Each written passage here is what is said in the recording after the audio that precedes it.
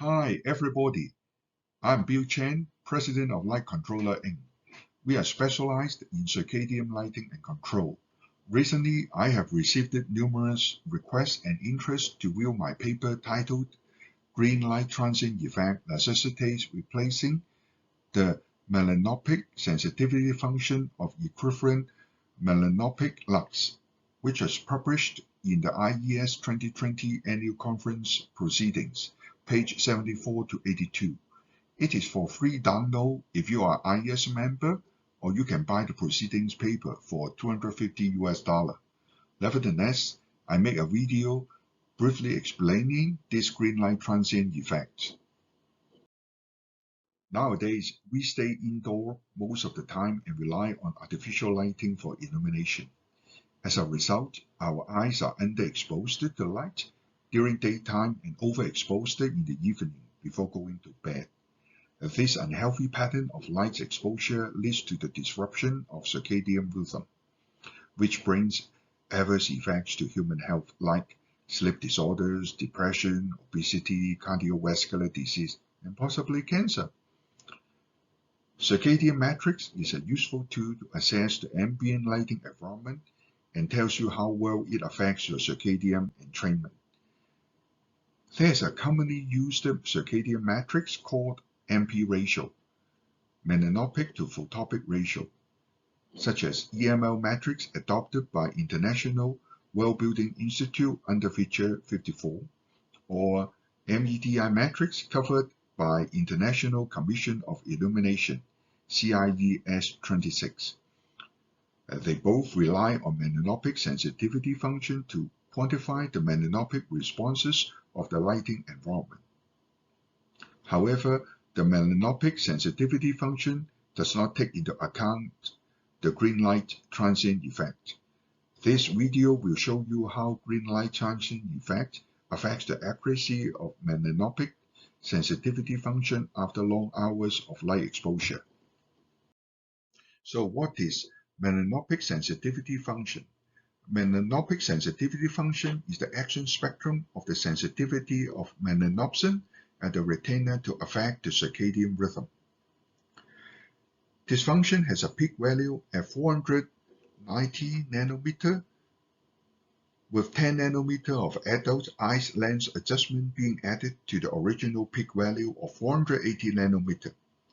The wavelength on the left side is called melanopic blue, while on the right side is called melanopic green. They both have similar area under curve that represents they have roughly equal melanopic responses to each other. Here comes a question. Numerous studies show that blue color light is most effective to regulate circadian entrainment, but not green light color as well. Why is that? Now we check out how does melanopic sensitivity function come up in the first place. It is derived from the study of Biol and Lucas published in 2013. The study was done in vitro environment. The melanopsin cell tissues used in the study were genetically modified from the human embryonic kidney cells HEK239. The first graph showed that the melanopsin cell tissue was exposed under monochromatic light for 1 minute, and the calcium responses were measured. The measurement results of various wavelengths are shown in the middle graph, and the relative sensitivity peaks at 479 nanometer. The graph at the right is a plot of melanopic sensitivity function data with y-axis in log scale, and its peak is at 480 nanometer. Because I take out the adult eyes lens adjustment of 10 nanometer, you can see that these two graphs look very similar to each other. Question: will the vitro data have similar behavior in human condition? Now, let's look at the neural pathway of melanopsin to the brain. The light hits the retina and excites melanopsin to send out sensory signal. The sensory signal is carried by RHT to suprachiasmatic nucleus, or SCN. SCN is the circadian pacemaker or also known as the biological clock, to regulate the body functions of the 24-hour life cycle. We know little about the mechanism of how SEN receives and processes the melanopsin and the downstream responses. But we know that SEN will base on the light stimulus at the eyes and tell pineal gland to secrete what amount of melatonin at which hour of the day. Melatonin is a hormone to help people sleep, and it is recognized as a circadian marker of the sleep-wake cycle. I want to talk more about melatonin level as circadian marker. Melatonin level can be measured by taking the sample of plasma or saliva. The LMO test is generally accepted as a diagnostic criteria for circadian rhythm sleep disorders. It is particularly useful to determine an individual's circadian entrainment to 24-hour sleep-wake cycle. As we all know, light stimulus suppresses melatonin secretion. The level of melatonin secreted by the brain also follows this pattern. Melatonin level is highest in the middle of light because of no light present to suppress its secretion, while melatonin level is lowest during daytime because of light to suppress its secretion. Therefore, higher light stimulus, higher melatonin suppression; lower light stimulus, lower melatonin suppression. Melatonin suppression as a marker is also adopted by another matrix called circadian stimulus, and this matrix is illustrated in UL RP 24480. We now look at what is green light transient effect. In 2010, Gooley and his colleagues published a paper showing how the blue light and green light affected the nocturnal melatonin level. Blue and green monochromatic light sources were used to study their sensitivities of melatonin suppression under different exposure duration, up to 6.5 hours. The study shows that melatonin suppression of blue light and green light are similar in the first 30 minutes. It agrees with the melanopic sensitivity function, that is, melanopic blue and green wavelengths have roughly equal melanopic responses. However, for extended light exposure time, green light sensitivity starts to decline and drop 88% in log scale after 4 hours of light exposure. Blue light sensitivity remains constant up to 6.5 hours of light exposure time. Gooley's study is based on monochromatic light. Let's look at how polychromatic light affects melatonin level. In 2011, Rahman and his colleagues published a paper to study this effect. Fluorescent light of 5000 K was used to study the sensitivities of 5 light zones on melatonin suppression under different exposure duration time.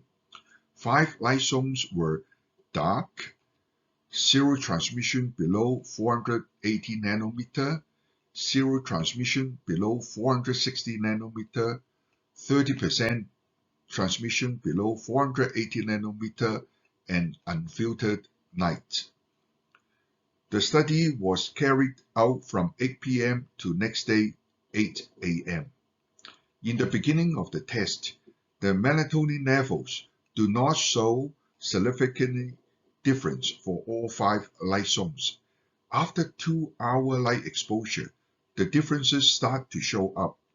460 to 480 nanometer wavelength starts to widen up and contribute to 50% of melatonin suppression, while wavelength above 480 nanometer contribute to as little as 10% of melatonin suppression. Similar situation happens at 4-hour light exposure, and 17% of melatonin suppression is observed. Green light transient effect will pose a substantial reduction factor on the MP ratio based on current melanopic sensitivity function if the light exposure time is above 2 hours. I take EML matrix as an example to show how big a difference between the results obtained by current melanopic sensitivity function and compared with melatonin suppression. IWBI feature 54 specifies at least 4 hours of light exposure during daytime, preferably in the morning. So I take 4 hours light exposure time as example. The melanopic component of EML matrix of Rahman study is plotted in green, so as to compare with the effect of melatonin suppression. The area under curve data of Rahman study for 4-hour light exposure is plotted in black.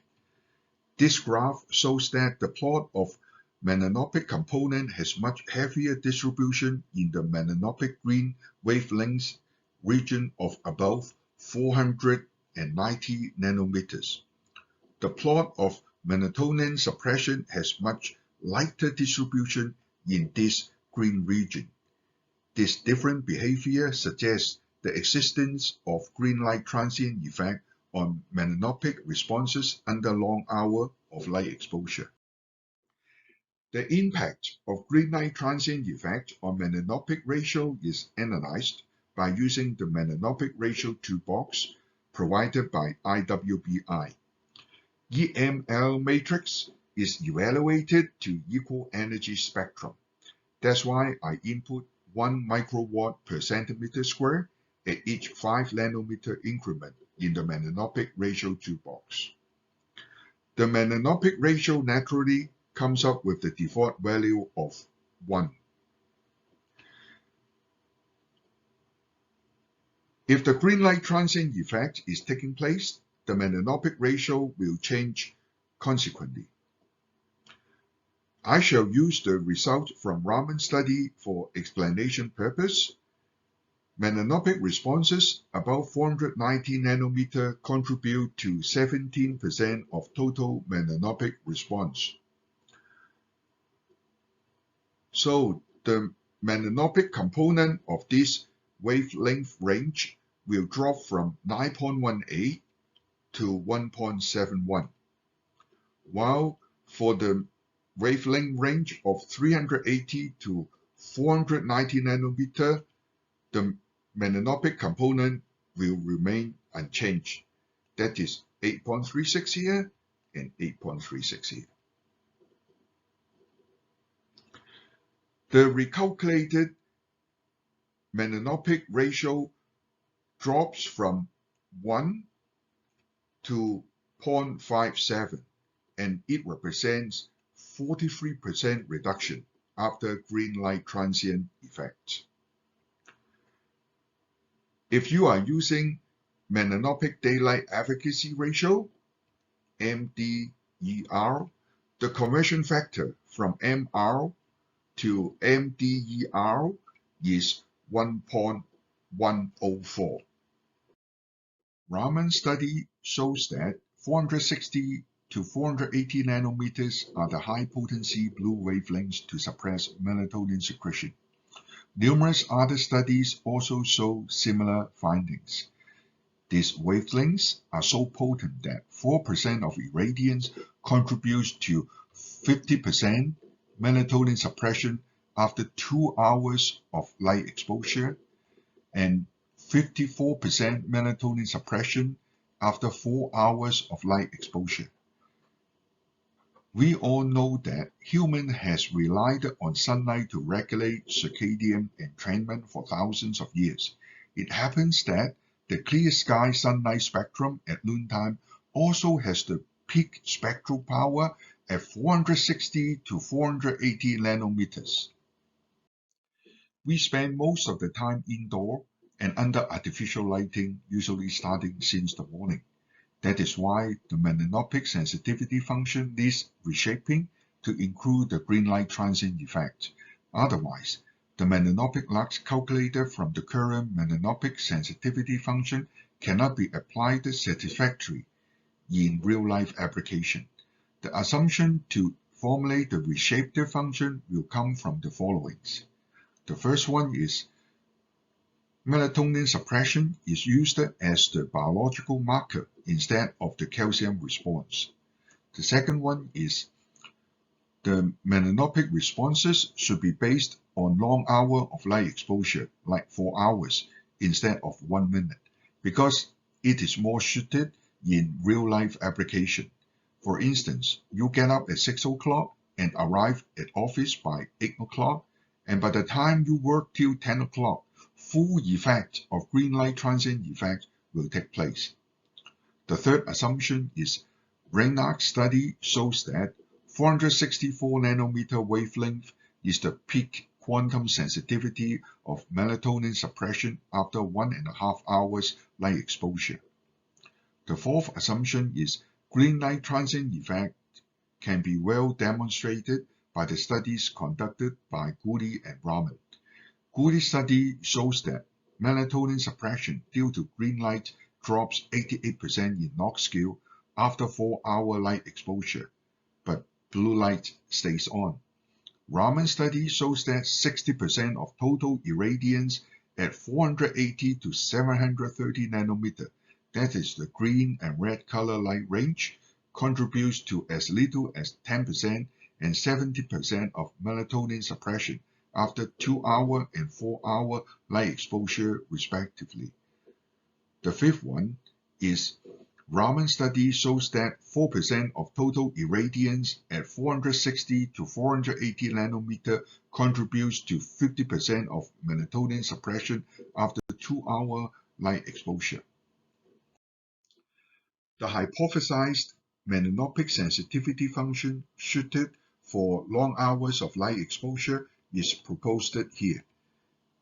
There exists a flat peak of 464 nanometer to 474 nanometer, which needs to be confirmed by more studies.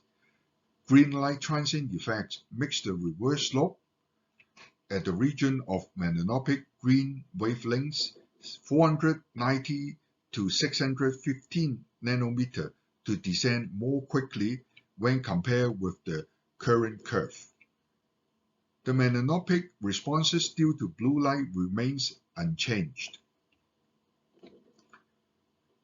So the hypothesized curve will not look like a bell shape, but it will look like a positively skewed curve with rapid decline at the right tail.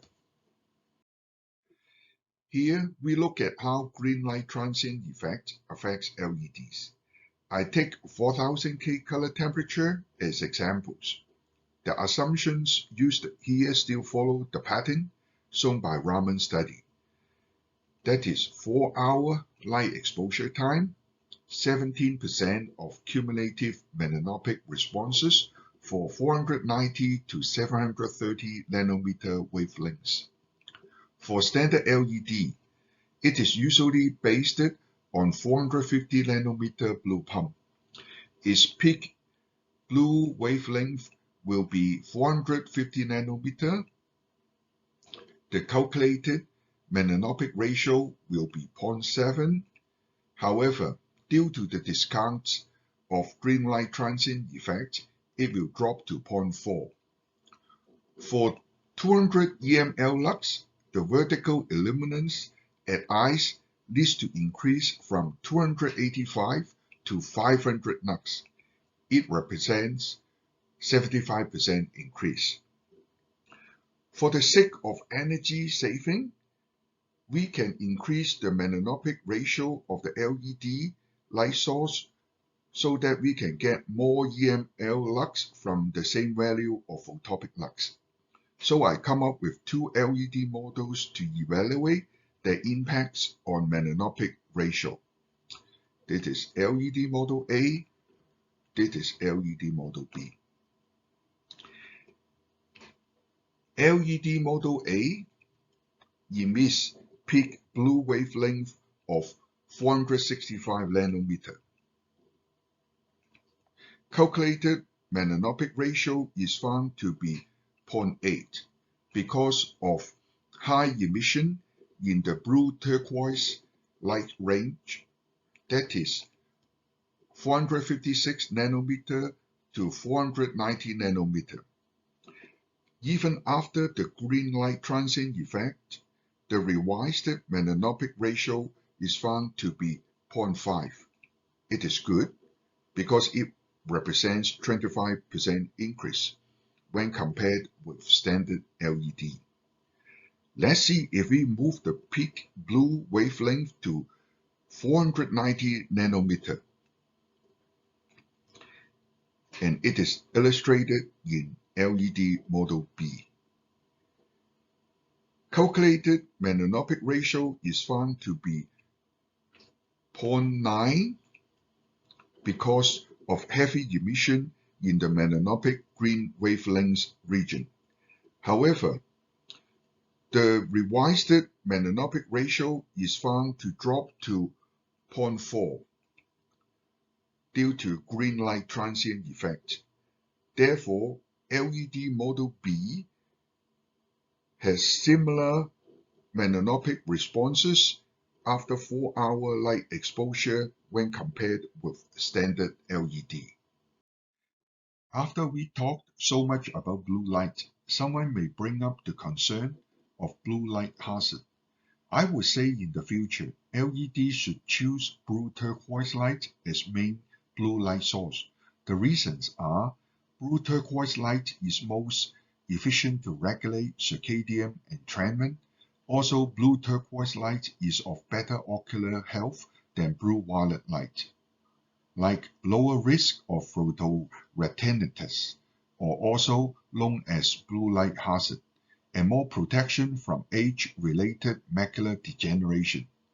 Standard LED of 450 nanometer blue pump emits about 50% to 50% of blue violet light and blue turquoise light respectively within the blue light content.